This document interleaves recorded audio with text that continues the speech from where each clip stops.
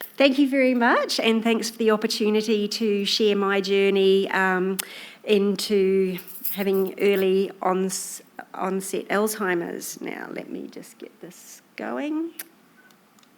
I was born in New Zealand and I lived in a small country town. I'm just going to tell you a little bit about my life leading up to getting dementia.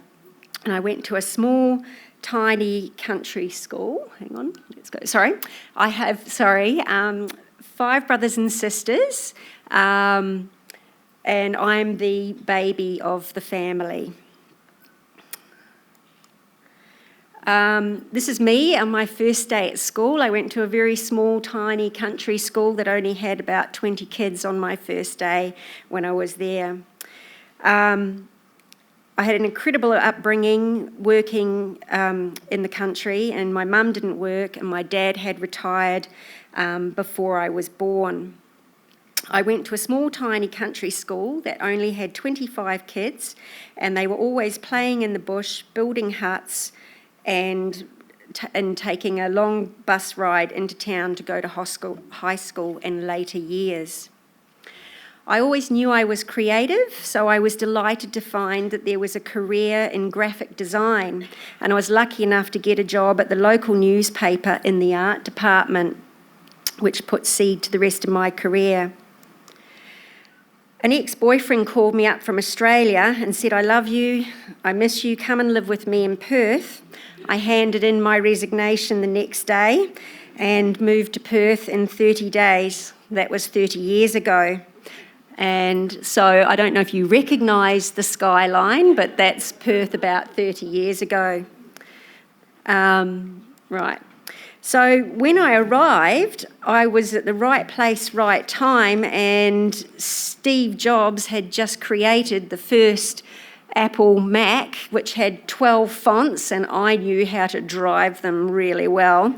So I was in hot demand and well sought after. I ended up working in an advertising agency later on in the piece. But the maternal clock was ticking, and having children was always on my to-do list. And so at 30, I had 3 children under 3 after years of unexplained infertility. So the kids sort of put paid to going back to work, and I always sort of wanted to start my own business. So I set up a creative firm, at first working from home, but it grew really quickly, and then I sort of had like about 7 staff, etc., and moved into an office. But having the kids so it was juggling lots of balls, etc., and it was about 8 years ago when I noticed I started forgetting lots of things. At first, I wrote it off as being a busy mum and a business owner. For example, I would arrive at school to pick up the kids and one of them wasn't there, and I would go into a state of panic, which led to they've definitely been abducted, only to be told that I was told they were going to Mary's house in the morning, but I'd completely forgotten. I approached my GP about it, and she asked me to tell her about my life. I said, mother of 3 children, running a business, working late. She said, exercise, eat well, get good sleep, and you'll be fine. So on the face value of that, I went off and carried on in life, but it got worse. So about a year later, I went back to her and I said, something's not right. She sent me to a specialist, Dr. Panagieris, who's here in Perth, and he did various brain scans, etc., over a period of time. It was agreed that something was wrong, and I was put onto Aricept. And it wasn't until future scans showed the deterioration over time that I got a diagnosis of early onset Alzheimer's. I carried on as best I could, but my staff could see that I was beginning to struggle.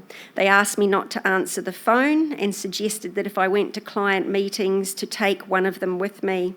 They eventually called my partner Greg and told him that they didn't think he was aware of how bad my memory had become. I arrived home one day and he said to me, "What would you be doing if you weren't doing what you were doing?" And I asked him, "Why are you asking?" He said my staff had called, because I love what I did, And he said the staff had called him concerned that I was struggling at work, and it was at this stage he took a more active role in overseeing the business. It was agreed that at the end of the previous financial year to sell off my client base and make a claim on my income protection. Which brings me to my current state of play.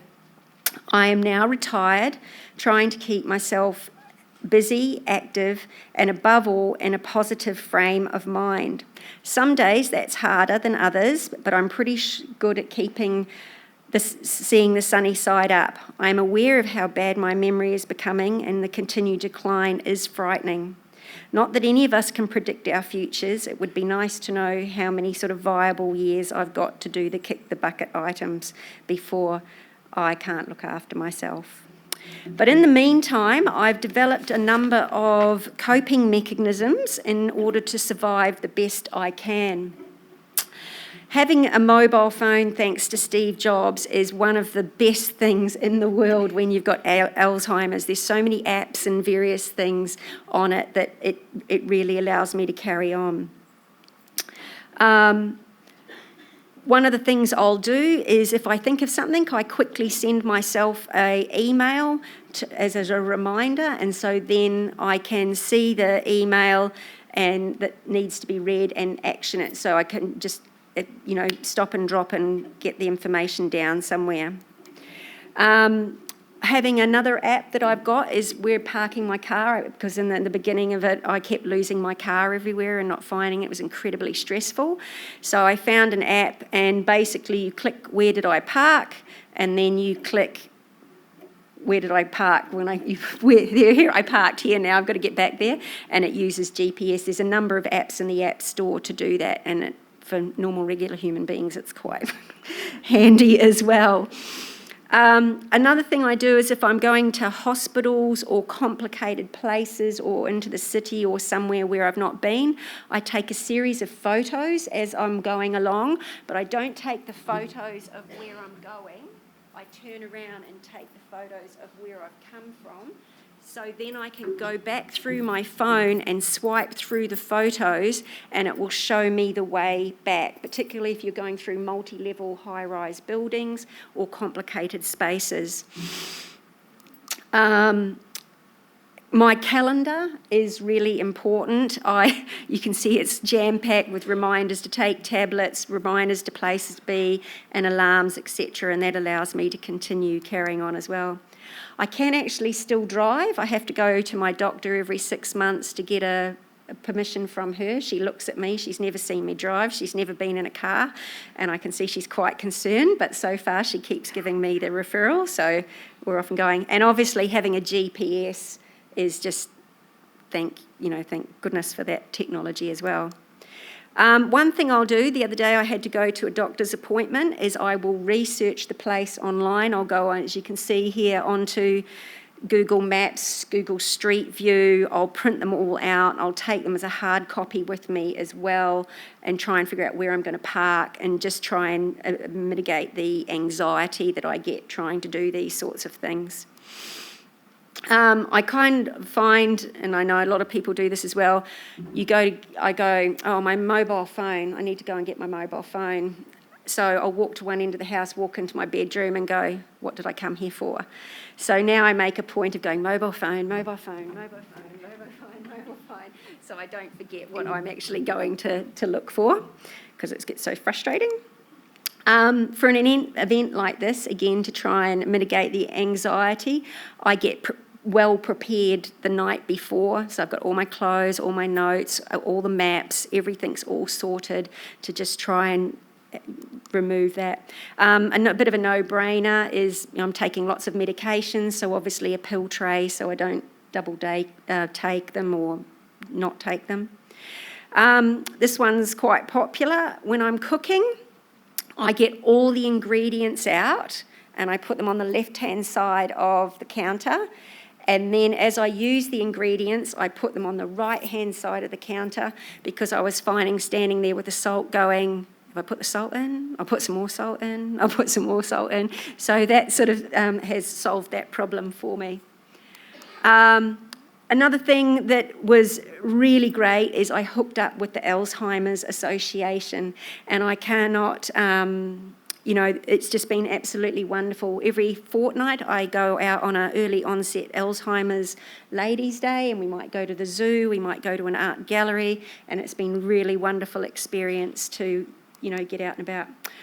I've also taken up drawing classes. I haven't drawn since I was at high school. Here's a sneaker. And I detangled my jewellery stand, which the brain capacity for that was huge. That was a nightmare. I've been grouting the shower and learning how to use the sander and doing a bit of painting. But above all, in my survival tips and tricks is I've got a pretty supportive family around me. That's my teenage children now. And so another survival trip is I walk my dog every day for about 45 minutes, and I get talking to people, and then I realise, I might see them in another week or two, but I don't remember having met them. So I'm pretty upfront with people about saying, by the way, I've got Alzheimer's, so if I see you again, just give me a nod. I've already told you the story about my life, etc. And another little thing is I often get asked, are you sure you've got Alzheimer's?